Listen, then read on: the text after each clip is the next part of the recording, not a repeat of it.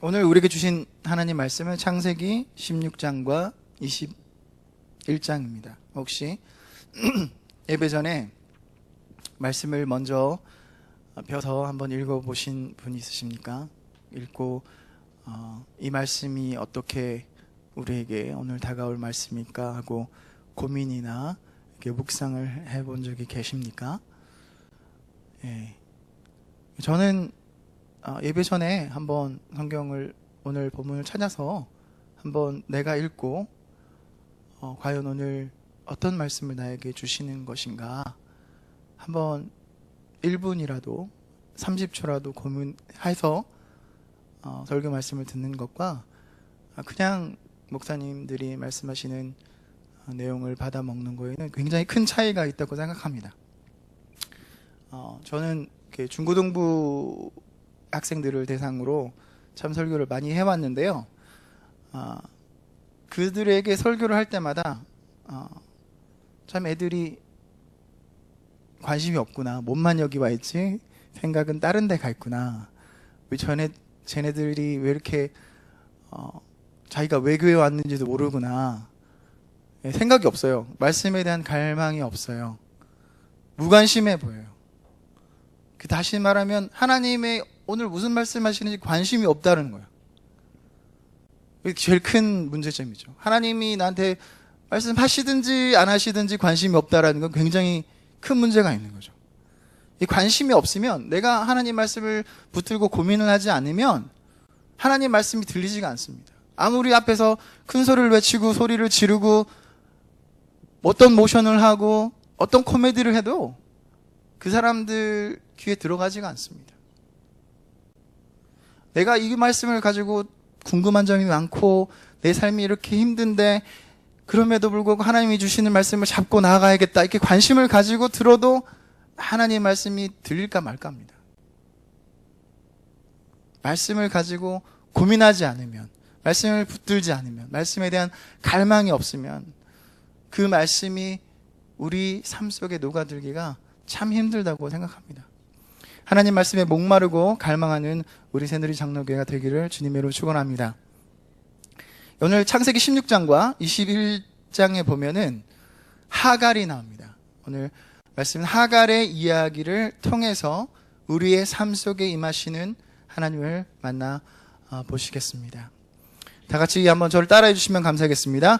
우리의 삶 속에 임하시는 하나님. 다시 해보겠습니다. 우리의 삶 속에 임하시는 하나님. 하나님 우리 삶 속에 임하시고 역사하시는 줄 믿습니다.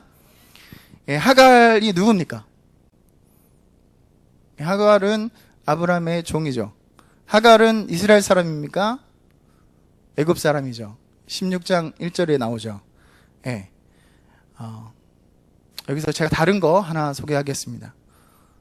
조선 왕조 실록 아십니까? 우리나라 국보입니다. 우리나라 국보이자 1997년 10월 1일에 유네스코의 세계 기록 유산으로 등록이 되었습니다. 왜인지 아십니까? 아시는 분 있으십니까?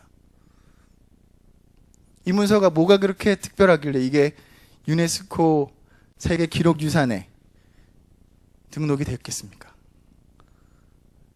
그건 바로 이 조선왕조 실록이 공정성과 객관성이 있는 거의 유일한 문서랍니다. 왜냐하면 이 조선왕조 실록은 해당 왕의 사후에 작성이 되고 임금은 어떠한 경우라도 그 실록을 열람할 수 없습니다. 그래서 그 실록을 작성하는 사관들은 독립성과 비밀성을 부여받아서 조그만 것까지도 왜곡이 없는 그런 사실을 작성할 수 있었다고 합니다. 그래서 굉장히 희소성이 있고 이런 문서는 다른 데 없답니다.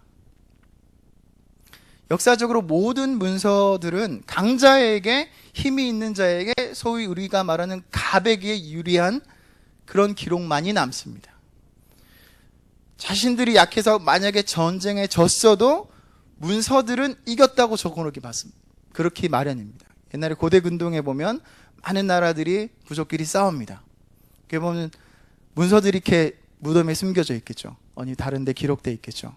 아, 우리가 어느 나라랑 싸웠는데 우리가 이겼다더라. 그렇게 적혀 있습니다. 근데 다른 나라의 무덤에도 똑같이 있겠지 않겠습니까? 두개 대조를 해보면 어찌어찌 이걸 보면 뻔히 나타납니다. 문서에 봐도 자기네들이 이겼다고. 근데 자기한테 불리한 내용을 적는 문서는 거의 없습니다. 근데 오늘 말씀은 어떻습니까? 보잘것없는 여종 하갈이 하나님의 이름을 부르는 사건이 기록되어 있습니다. 우리가 방금 읽은 16장 13절이 바로 그 말씀입니다. 나를 돌봐주시는 하나님을 만났다라고 했습니다. 나를 지켜보시고 나를 살펴보시는 하나님을 내가 만났노라고 하나님의 이름을 부릅니다. 여기서 나타나는 게 문명사적으로 나타나는 성경의 독특성이 있습니다. 나약한 이 약한 사람들이 고백하는 삶의 의미, 약자들이 만난 하나님에 대한 기록이 있습니다. 이런 약자들의 이야기가 주가 되는 성경, 이런 책은 유일합니다. 그것이 바로 성경 말씀입니다. 다시 말해 약자들이 만난 하나님의 이야기와 그 신앙 고백이 담긴 책이 바로 성경이라는 것입니다. 여기서 하나님의 이름을 부른다라는 것은 어떤 의미가 있습니까? 우리가 지금 살고 있는 미국에서는 사람 이름 부르는 게 별 의미가 없죠. 다 서로 이름 부르고 다니니까요. 근데 우리 한국 사람에게는 이게 특별합니다. 심지어 아버지 이름도 제대로 못 부르지 않습니까? 할아버지 이름도 제대로 못 부르지 않습니까? 선생님 이름도 제대로 못 부르지 않습니까? 하물며 대통령 이름도 제대로 못 부르지 않습니까? 근데 이 하찮은 종이 하나님의 이름을 불렀다라는 겁니다. 그것도 통상적인 전능하신 하나님 이런 이름이 아닙니다. 이 하갈이 고백한 하나님은 하갈 본인 자신이 직접 경험한 하나님을 마음 깊숙한 진정성을 살려서 고백한 것입니다. 그럼 이제부터 하갈이 어떻게 이런 신앙 고백을 할 수 있었는지 한번 살펴보도록 하겠습니다. 16장 4절에 보면 하갈이 그가 자신의 임신함을 알고 그의 여주인을 멸시한지라. 제가 5절, 6절 이렇게 부분 읽겠습니다. 사레가 아브라함에게 이르되 내가 받는 모욕은 당신이 받아야 옳도다. 내가 나의 여종을 당신의 품에 두었거늘 그가 자신의 임신함을 알고 나를 멸시하니 당신과 나 사이에 여호와께서 판단하시기를 원하노라. 6절 아브라함이 사레에게 이르되 당신의 여종은 당신의 수중에 있으니 당신의 눈에 좋을 대로 그에게 행하라 하매 사레가 하갈을 학대하였더니 하갈이 사라 앞에서 도망하였더라. 이 뒤에 말씀을 보면 도망가서 여호와의 사자가 하나님이 광야의 샘물 곁 술길 샘 곁에서 하갈을 만납니다. 그래서 말합니다. 너가 과연 어디로 가느냐? 하갈이 대답합니다. 내 주인 여주인 사레를 피하여서 도망합니다. 사자가 하나님이 말씀하십니다. 그에게 이르시되 내 여주인에게로 돌아가서 그 수하에 복종하라. 여호와의 사자가 또 그에게 이르시되 내가 내 씨를 크게 번성하여 그 수가 많아 셀 수 없게 하리라. 그래서 하갈이 13절에 여호와의 이름을 이렇게 고백하게 됩니다. 근데 하갈의 고통과 고난은 여기서 끝이 나지 않습니다. 하갈이 또 한 번 쫓겨납니다. 21장 8절 보겠습니다. 아이가 자라매 젖을 떼고 이삭이 젖을 떼는 날에 아브라함이 큰 잔치를 베풀었더라. 사라가 본즉 아브라함의 아들 애굽 여인 하갈의 아들이 이삭을 놀리는지라. 그가 아브라함에게 이르되 이 여종과 그 아들을 내쫓으라. 이 종의 아들은 내 아들 이삭과 함께 기업을 얻지 못하리라 하므로. 여기 하갈의 아들 이스마엘하고 이삭은 14살 차이가 납니다. 그래서 8절에 보면 이삭이 젖을 떼는 날에 아브라함이 큰 잔치를 베풀었더라 라고 했으니까 젖을 몇 살 때 떼죠? 보통 유대인들은 모유수를 굉장히 오래 합니다.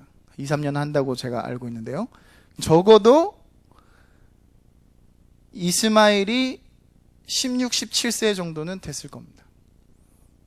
여기서 근데 이삭을 놀립니다. 근데 9절에 보면 사라가 본즉이라고 했습니다. 그리고 이 성경에 보면 굉장히 인간적입니다. 우리 삶이 어떻게 사는지 다 나타납니다. 좀 전에 봤을 때는 사라가 이 하갈을 시기합니다. 하갈이 임신했으니까 자신을 업신여긴다. 실제로 그렇게 했겠죠. 그렇게 너무 서글펐던 겁니다. 누구의 아이디어입니까? 본인 자신의 아이디어죠. 아브라함의 아이디어도 아니었죠. 근데 이제 사라가 본즉 이 글씨가 저 귀에 눈에 들어왔습니다. 이 16살 이상 먹은 남자아이가 두세 살 먹은 애를 놀렸다라고 합니다. 얼만큼 놀렸겠습니까? 얼만큼 심하게 놀렸겠습니까? 얼만큼 심하게 놀려서 그 집에서 쫓겨나게 만들겠습니까? 근데 이 아브라함의 반응도 다릅니다. 처음에 하갈의 경우에는 이렇게 얘기합니다. 사라가 나를 무시하니까 이거 어떻게 당신이 좀 해야 되는 거 아닙니까? 라고 했을 때 16장 6절에 보면 당신의 수중에 있으니 당신의 눈에 좋을 대로 그에게 행하라 라고 지체 없이 얘기합니다. 하지만 이스마엘의 경우 본인하고 14년 이상 같이 생활했기 때문인지는 몰라도 아브라함이 그의 아들로 말미암아 그 일이 매우 근심이 되더니라고 나와 있습니다. 이런 일들이 요즘에도 있는 겁니다. 그 시대 때도 있었겠고. 여기서 우리는 또 섬세하신 하나님을 경험합니다. 21장 13절을 보면 하나님이 아브라함에게 말씀하십니다. 여종의 아들도 내 씨니 내가 그로 한 민족을 이루게 하리라 하신지라. 지난번에 하갈이 쫓겨났을 때 하갈이 도망갔을 때 하나님이 하갈에게 말씀하신 내용입니다. 이번에 그 똑같은 말씀을 아브라함에게 말씀하십니다. 이스마엘도 너의 씨니까 내가 그 씨를 번성하게 하리라. 그래서 14절에 보면 21장 14절에 보면 아브라함이 아침에 일찍 일어나서 떡과 물 한 가죽 부대를 가져다가 하갈의 어깨에 메어주고 그 아이를 데리고 가니 하갈이 나가서 브엘세바에 방황하더니 그랬습니다. 광야에서 생활하면 어떻게 됩니까? 물이 떨어지죠. 물 한 가죽 부대. 그래서 아브라함이 여호와의 말씀을 듣고 하나님의 말씀을 듣고 마음이 좀 편안해져서 그래도 보내면 죽진 않겠구나. 하나님이 잘 보살펴 주시겠구나. 마음이 홀가분해져서 떡하고 물 한 가죽 분해를 담아 보냅니다. 물 한 가죽 분해가 며칠이나 갈 수 있을까요?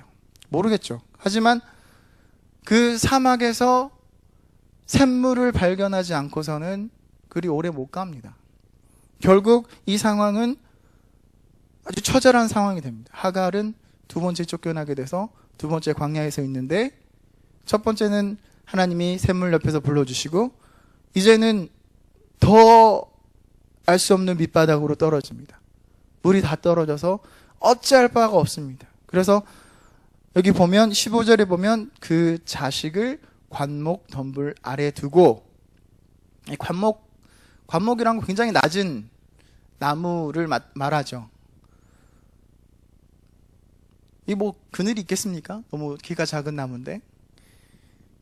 이 하갈이 엄마로서 할 수 있는 것은 아이가 죽는 것을 참아 보지 못하겠다 하고 화살 한바탕 거리 떨어져 마주 앉아 바라보며 소리내어 우니.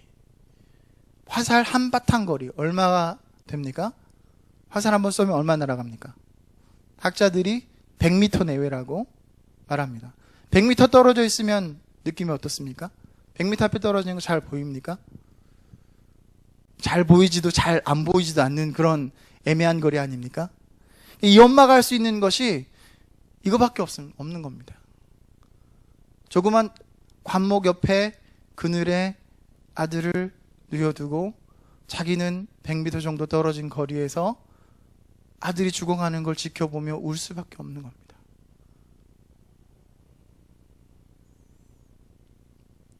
(17절) 말씀 보겠습니다. 21장 17절입니다. 하나님이 그 어린아이의 소리를 들으셨으므로 하나님의 사자가 하늘에서부터 하갈을 불러 이르시되 하갈아 무슨 일이냐 두려워하지 말라. 하나님이 저기 있는 아이의 소리를 들으셨나니 일어나서 아이를 일으켜 내 손으로 붙들라. 그가 큰 민족을 이루게 하리라 하시니라. 하나님이 하갈의 눈을 밝히셨으므로 샘물을 보고 가서 가죽 부대에 물을 채워다가 그 아이에게 마시게 하였더라. 이 하갈의 아들 이스마엘의 뜻이 하나님이 들으셨답니다. 하나님이 이 아이의 울음소리, 이 어머니의 울음소리를 듣고 답하신 겁니다. 이 죽어가는 아들 이스마엘을 두고 아무것도 할 수 없었던 엄마 하갈, 그 자식도 지킬 수 없었던 이런 절박한 상황 속에서 하나님께 울부짖는 하갈, 그런 하갈에게 샘물을 허락하신 하나님, 바로 하갈이 고백한 나를 살피시는 하나님입니다. 이제 오늘 말씀을 가지고 한번 결론을 내어보려 합니다. 오늘 말씀처럼 하나님은 절체절명의 순간에 우리의 삶 속에 개입하십니다. 유명한 이 시대 때 족장들을 한번 보실까요? 아브라함에게 하나님께서 100년 만에 백살해 주신 아들 이삭이 있었는데 이삭을 바치라고 합니다. 아브라함이 묵묵히 순종합니다. 그래서 그 산에 갔을 때에 아들을 제물로 드리려고 하는 순간 하나님께서 양을 준비해 놓으신 것을 발견합니다. 그래서 아브라함이 고백합니다. 여호와 이레 준비하시는 하나님이라고 고백을 합니다. 그처럼 성경 말씀을 보면 우리가 계속 하나님을 붙잡고 나아가며 포기하지 않고 나아가고 순종하고 그 어려움을 참고 견디고 계속 하나님을 찾고 또 찾고 찾을 때 우리가 이게 바닥이지 더 이상 어디로 내려갈까 몇 번을 거치고 정말 절대절명의 순간에 역사하시는 하나님을 우리가 발견하게 됩니다.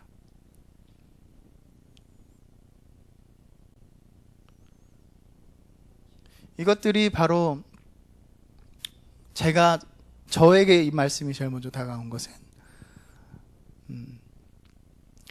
전 신학교에서 신학을 공부를 했습니다. 저의 머릿속엔 많은 걸 배웠습니다. 많은 것들이 들어있습니다. 하지만 저 40년 정도 인생을 살았는데 제가 경험한 하나님, 어떻게 한 사람이 100년, 200년, 300년을 살아도 어떻게 하나님을 다 경험할 수 있겠습니까? 아는 거는 많지만 제가 경험할 수 있는 것은 제한적이라고 생각합니다.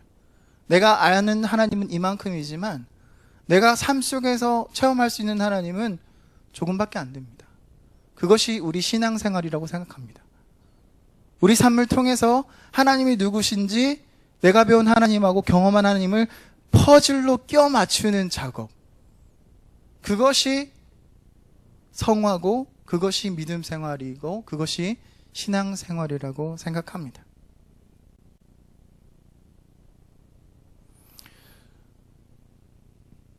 신학교 가기 전까지 저는 많은 사람에게 복음을 전할 때 이렇게 전했습니다. 제가 어떻게 배웠냐면요, 예수님 믿으십시오, 참 좋습니다. 여기까지만 얘기합니다. 2절이 있을 텐데 2절을 얘기한 적이 한 번도 없습니다. 2절을 얘기해야 된다고 누가 가르쳐 준 사람이 아무도 없습니다. 2절 얘기하면 어떻게 돼요? 안 옵니다.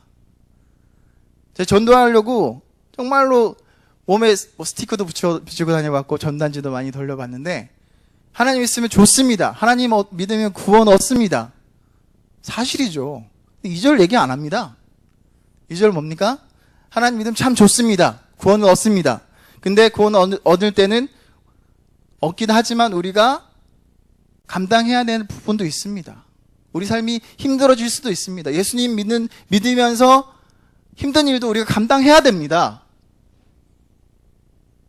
예수님 일을 하고 예수님이 성령님이 우리 안에 일하시지만 우리도 우리 파트를 해야 됩니다. 이런 얘기 한 번도 해본 적이 없습니다. 과연 그렇게 복음을 전하는 것이 올바른 건지는 전 잘 모르겠습니다. 근데 적어도 그건 반쪽짜리 복음이지 않나 저는 생각해 봅니다.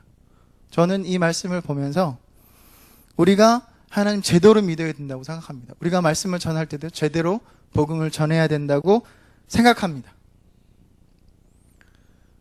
복된 삶에는 분명히 하나님을 믿는 어려움이 있습니다.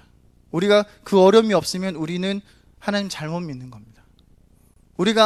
지금 우리가 사는 모습이 하나님과 똑같다면 우리 삶에 변화가 없어도 됩니다. 하지만 내가 하나님과 똑같은 레벨이 아니라면 우리 삶에 어려움이 있습니다. 왜냐하면 우리는 하나님과 같지 않기 때문입니다. 하나님은 그런 어려움을 통해서 우리를 하나님과 같이 조금씩 빚어나가시기를 원하십니다. 하나님은 우리의 삶이 변화되기를 원하십니다. 하나님은 우리의 삶이 하나님이 원하시는 삶으로 살아가기를 원하십니다. 그리고 어려움 속에서 하나님을 경험하는 것이 신앙생활이고 그 경험으로 나오는 고백이 바로 삶을 통한 나의 신앙 고백인 것입니다. 퍼즐처럼 하나씩 맞춰가는 신앙생활. 그것이 바로 하나님을 경험하는 삶인 줄 믿습니다. 이런 삶을 사시기를 성령님의 이름으로 하나님의 이름으로 축원합니다. 기도하겠습니다.